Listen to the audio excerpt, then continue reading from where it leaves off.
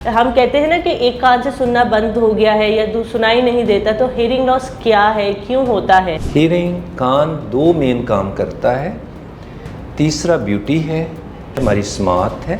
Hearing hearing और बोलना एक ही अमल के दो हिस्से, कि वो हर इंसान की आवाज़, एनिमल की आवाज़ हर रिदम में ब्यूटीफुली डिस्प्ले कर सकते हैं। उस तरीके से नहीं सुन पाता, तो उसका बैलेंस ख़राब कैसे होता है, और अगर वो हो गया है तो वो वापस कैसे आ सकता है? एक्सरसाइजेस नेक की, हेड की, शोल्डर की, ये अगर एक्सरसाइजेस कोई बंदा नामल करता है, अगर आप सही टाइम पे डायग्नोज करें तो ये 100% काबिल इलाज भी है।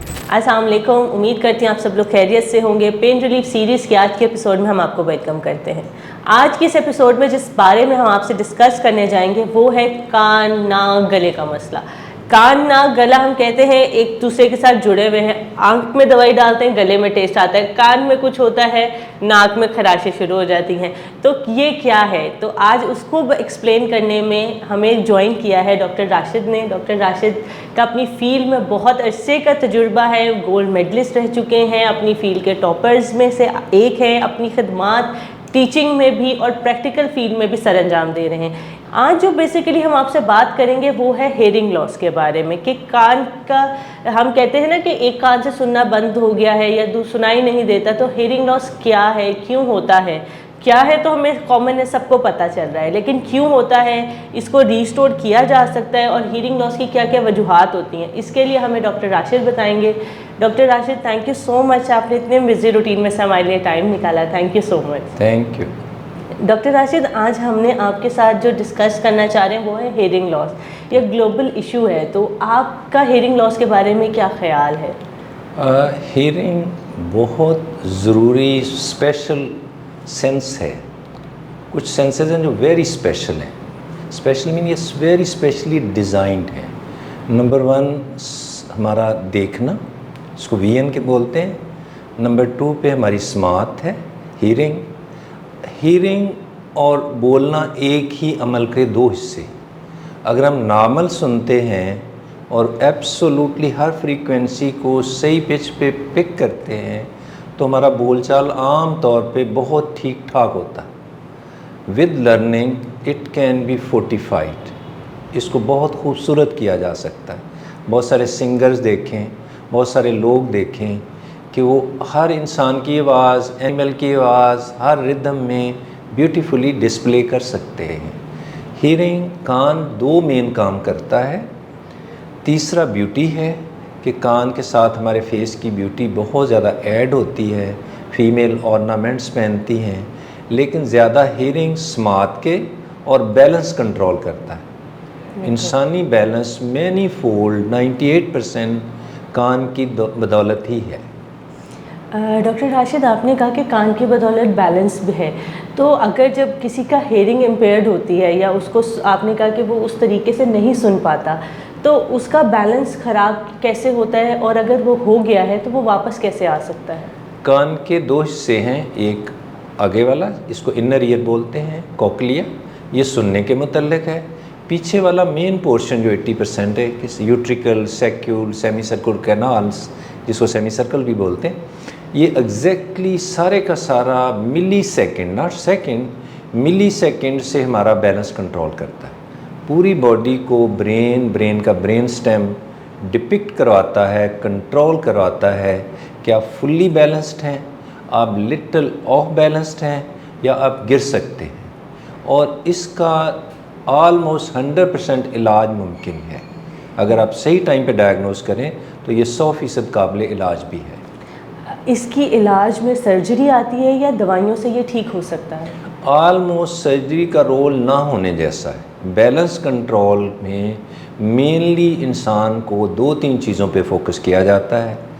एक्सरसाइजेस नेक की, हेड की, शोल्डर की, ये अगर एक्सरसाइजेस कोई बंदा नामल करता है, विटामिन डी उसकी डाइट में है, सरप्लस है, और अपनी पोस्चर का ख्याल करता है, उस बंदे को कभी भी बैलेंस नहीं हो सकता, बैलेंस ख़राब नहीं हो सकता। अगर जिनको कान के मसले आ रहे हैं और उन्होंने ईएनटी को दिखाना चाहिए, क्योंकि मैं इस बारे में हम अवेयरनेस भी क्रिएट करेंगे कि जिस चीज़ का मसला है आपको उसी डॉक्टर के पास जाना चाहिए। करेक्ट। हम कान के मसले होते हैं जनरल फिजिशियन के पास जाते हैं कि उनको तो सब पता है, वो कर देंगे, लेकिन उनकी डोमेन नहीं है। कान के मसले के लिए कान के डॉक्टर के पास है। अब जैसा फॉर एग्जांपल मेरे कान का मसला आया है, अब डॉक्टर ने मुझे कहा है मेरे पर्दे में मसला है, कान के पर्दे में, तो अब इसकी ट्रीटमेंट क्या होगी, आप इस बारे में क्या बताएंगे? इट्स अ ब्यूटीफुल क्वेश्चन कि आपकी गली में जो एक एमबीबीएस डॉक्टर है या हॉस्पिटल में आउटडोर में एमबीबीएस डॉक्टर है, उसका काम स्क्रीनिंग करना है कि इस पेशेंट को एब्डोमेन का मसला है, अपेंडिक्स का है, इसको सुनने का मसला है, इसको बैलेंस का। अकॉर्डिंग टू दैट अगर आप स्पेशलिस्ट को मिलेंगे तो जो चीज़ें 1 साल में ठीक होनी है शायद 1-2 दिन में ठीक हो जाए। उससे आपका सफ़र बहुत शॉर्टकट हो जाएगा, क्योंकि आप मंजिल को सीधा रास्ता ले रहे हैं। इसलिए आपने हमेशा स्पेशलिस्ट को उस चीज़ के मारूफ डॉक्टर को मिलना है जो उसी में स्पेशलाइज्ड है। तो कान का समात हो या बैलेंस ऑफ हो, ख़राब हो, चक्कर आएँ, डिजीनेस, गिडीनेस, ये 100% काबिल इलाज है और हर पेशेंट का मसला अलहदा है। हम एज नेशन सेल्फ मेडिकेशन पे बहुत बिलीव करते हैं कि हमारे फ्रेंड ने ये बताया, फैमिली फ्रेंड ने ये बताया, लड़की की फ्रेंड ने ये दवाई खाई थी तो बिल्कुल ठीक हो। हर इंसान का मसला मोस्ट ऑफन डिफरेंट होता है। उसकी डाइट डिफरेंट है, उसके बैठने का अंदाज़ डिफरेंट है, वो एक्सरसाइज करते हैं नहीं करते हैं, वो दूध के 5 कप हर बंदे को पीने चाहिए, विटामिन डी हर किसी को लेना चाहिए।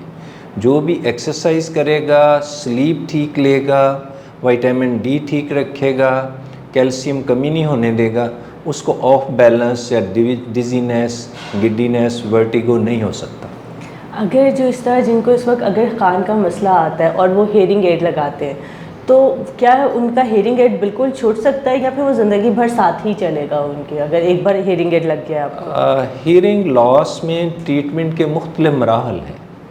अगर टाइमली पिक कर लिया जाए तो मोस्ट ऑफन ये अद्वियात से ही ठीक हो जाता है। फॉर एग्ज़ाम्पल चोट लगना और इन्फेक्शन 2 बहुत कॉमन वजूहात। सबसे कॉमन वजूहात में से इन्फेक्शंस हैं, नंबर 2 पे ट्रामा है। मुख्तलिफ फेस पे इंसान के कभी थप्पड़ नहीं मारना चाहिए, कभी नहीं टच करना चाहिए।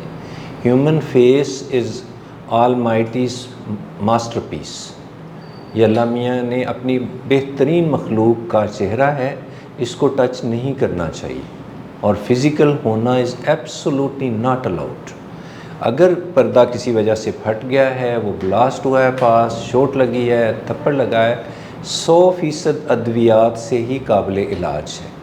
इसलिए इन्फेक्शन हो, चोट लगी हो तो प्लीज़ इलाज करवाएं। चंद दिन की अद्वियात से आप ठीक हो जाएंगे। किन किन कंडीशंस में कान की सर्जरी होती है या हो सकती है? अगर आप देर कर लेंगे, चंद हफ्ते से ज़्यादा उसमें ड्रॉप्स डाल देंगे, पानी चला जाएगा, कान में सुराख हो जाए तो उस सूरत में अब ये लंबा चलेगा।